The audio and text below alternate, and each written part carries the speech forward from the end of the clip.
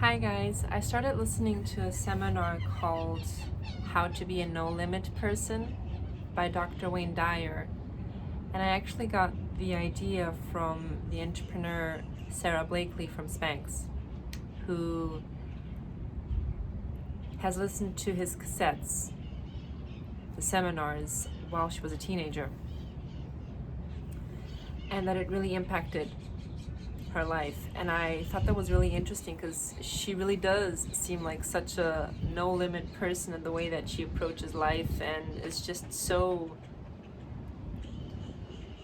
unique in her being and not really caring about what people will think of her, that I was very intrigued. So I decided to listen to it, and there was one part that I just recently listened to that was about self-love, which is such an amazing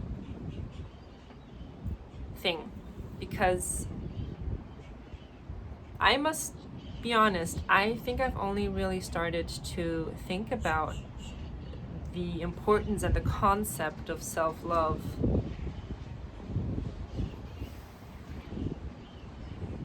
ever since I started this journey of speech of mine, and starting to analyze what were the factors that were making me feel so much fear, that I was feeling almost paralyzed in my actions. And one of the things that has really helped me get through pushing through my comfort zone and sticking to what I believe is right for me personally, in order for me to achieve a certain goal or to get to that version of myself that I want to be, is really practicing self-love.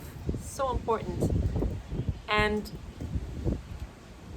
it's not about you justifying yourself to other people and therefore being lovable or being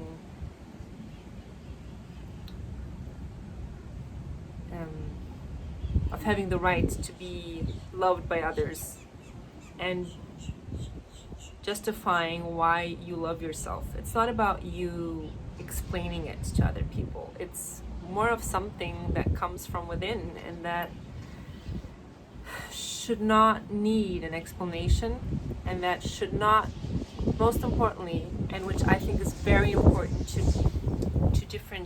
differentiate, is that it should not depend on the approval of others. So if you explain to somebody why you think that you have the right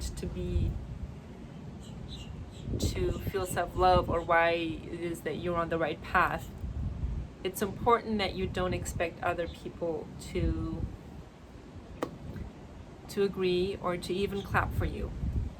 Because the moment that you have that self-love within, and it makes you so certain of what you are doing and what you believe of yourself, once it's so strong and embedded within your own beliefs, you won't need anyone's approval. You won't, if people agree with you or not, is not going to affect the level of self-love that you have. And I thought that was really interesting, the way that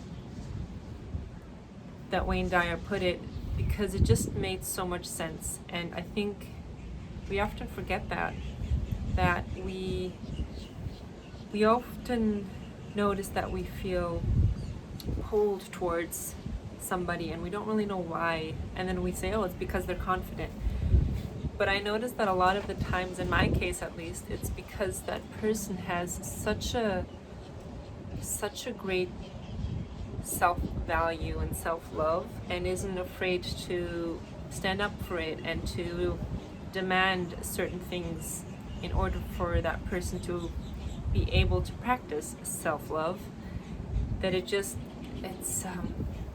comes across to me as a lot of confidence. And when you boil it down, it's usually more just because they have a lot of self-love and self-respect for themselves. So I felt like sharing this with you guys, and I would love to hear from you how you deal with practicing self-love. Or do you think that you are maybe lacking it? I'd love to know. Leave it in the comments. Bye.